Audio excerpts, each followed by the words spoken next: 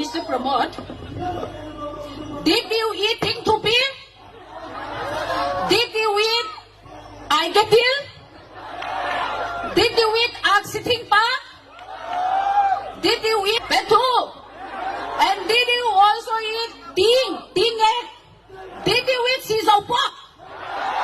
Those are all indigenous tribal food products that you did not even eat a single time in your life.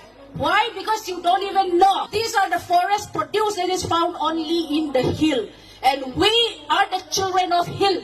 All the forest produce is ours. We live through that, and it is the indigenous ethnic food found only in Manipur and nowhere else in the world. So who can be more indigenous than that?